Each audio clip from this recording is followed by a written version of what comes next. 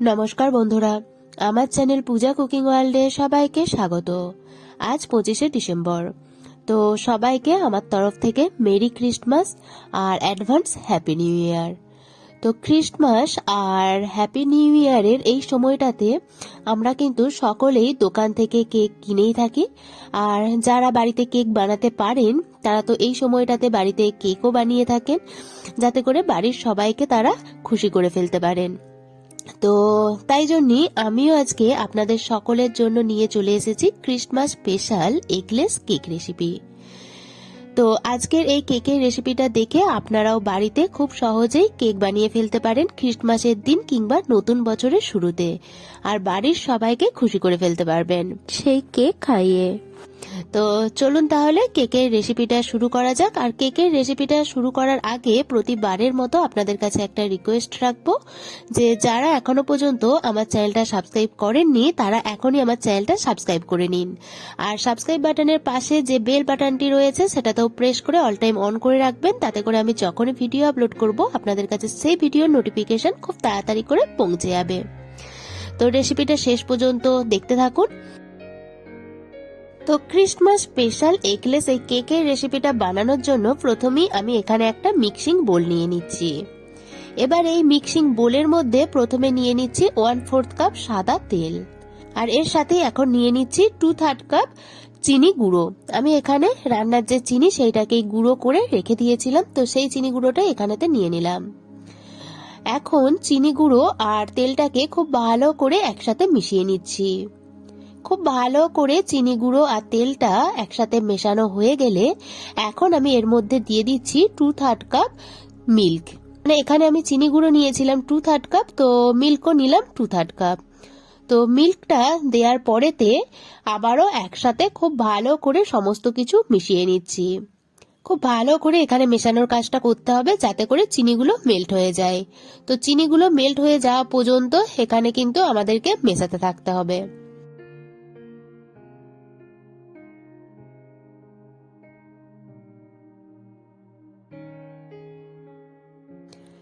তো এখন বেশ কিছুক্ষণ ধরে এখানে মেশানোর কাজটা করে নিয়েছি, আর এখন চিনিগুলো খুব ভালো করে মেল্ট হয়ে গেছে।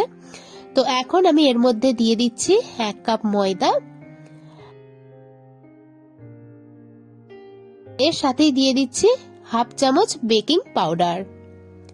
এখন এর মধ্যে দিয়ে দিচ্ছি 1/4 চামচ বেকিং সোডা।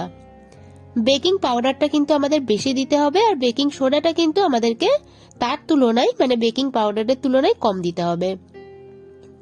তো এখন এই সমস্ত উপকরণগুলোকেও খুব ভালো করে একসাথে মিশিয়ে নিতে হবে।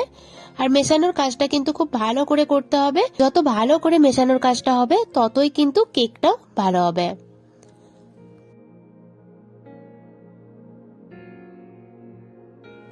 তো এখানেতে হাতে সময় নিয়ে বেশ কিছুক্ষণ ধরে আমি মেশানোর কাজটা করে নিয়েছি, আর এখন দেখতেই পাচ্ছেন ব্যাটারটা একদম স্মুথ হয়ে গেছে। তো কেক বানানোর জন্য এই রকমই ব্যাটার লাগবে আমাদের। তো দেখতেই পাচ্ছেন আমি আপনাদেরকে একটুখানি তুলে দেখিয়ে দিচ্ছি যে কেক বানানোর জন্য আমাদের ঠিক কি রকম ব্যাটারের প্রয়োজন।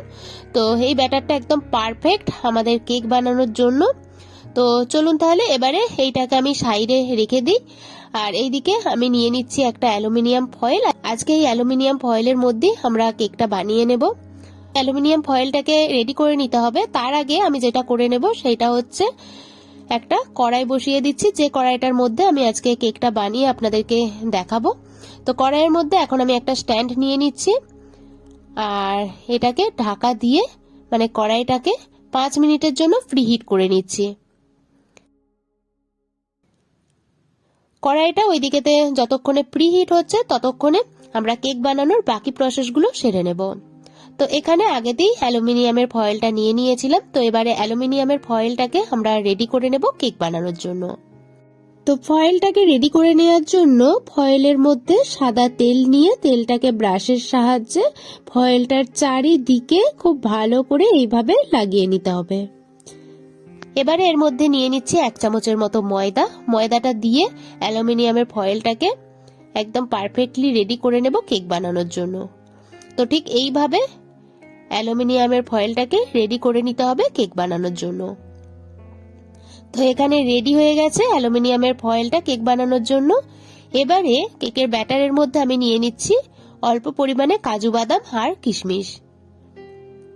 এবারে সমস্ত কিছু একসাথে ভালো করে আবারও মিশিয়ে নিচ্ছি। খুব ভালো করে একসাথে সমস্ত কিছু মেশানো হয়ে গেলে আগে থেকে তৈরি করে রাখা অ্যালুমিনিয়াম ফয়েলের মধ্যে কেকের ব্যাটারটা পুরোটাই ঢেলে দিচ্ছি।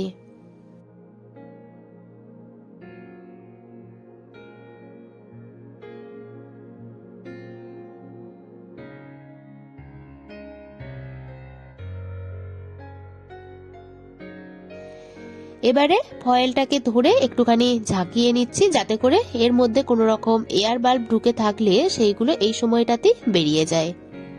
তো এই রকম ভাবে একটুখানি ঝাঁকিয়ে নিতে হবে। এবারে ওপর থেকে কাজু বাদাম আর কিশমিশ দিয়ে গার্নিশ করে নিচ্ছি যাতে করে কেকটা বেক হয়ে যাওয়ার পর দেখতেও ভালো লাগে।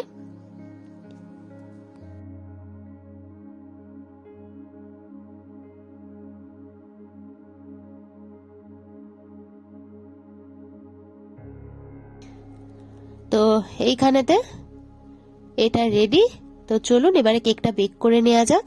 তো কেকটা বেক করে নেওয়ার জন্য আগে থেকে যে প্রিহিট করে রেখেছিলাম কড়াইটা, তো সেই কড়াইয়ের ঢাকনাটা খুলে এবারে এই স্ট্যান্ডের ওপরে অ্যালুমিনিয়ামের ফয়েলটাকে আস্তে করে বসিয়ে দিতে হবে আর কড়াইয়ের ঢাকনা লাগিয়ে 45 মিনিটের জন্য কেকটাকে বেক করে নিতে হবে। তো ফিরে আসছি 45 মিনিট পরে।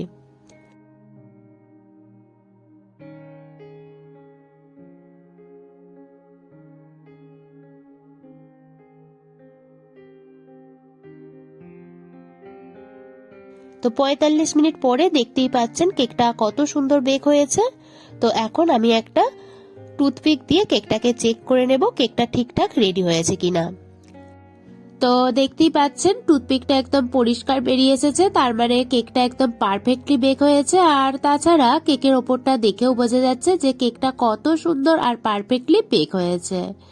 তো চলুন তাহলে এবারে কেকটাকে আমি নামিয়ে ঠান্ডা করে নিচ্ছি আর ঠান্ডা করে নিয়ে একদম পরিবেশন করে আপনাদেরকে দেখাচ্ছি। তো কেকটাকে বেশ কিছুক্ষণ ধরে ঠান্ডা করে নেওয়ার পরেতে এখন কেকটা পরিবেশন করার জন্য এখানেতে নিয়ে চলে এসেছি। তো চলুন এবারে একটা চাকু দিয়ে কেকটাকে আমি ডিমোল্ড করে নিই। তো চাকুটাকে ফোল্ডের চারিদিকে মানে কেকটার চারিদিকে এরকম ভাবে ঘুরিয়ে ঘুরিয়ে নিতে হবে, তাতে করে কেকটা খুব সহজেই অ্যালুমিনিয়াম ফয়েল থেকে ছেড়ে চলে আসবে।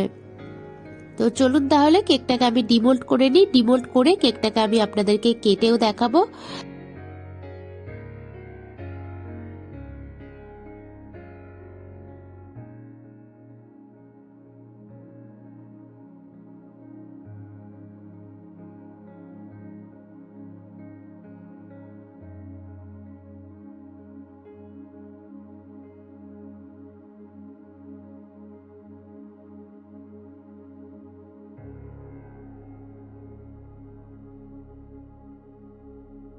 তো দেখতেই পেলেন কেকটা কেটে এক পিস কেক আমি তুলে আপনাদেরকে দেখিয়েও দিলাম যে কেকটা কিরকম কি বেক হয়েছে না হয়েছে। তো দেখতেই পেলেন যে কত সুন্দর কেকটা বেক হয়েছে।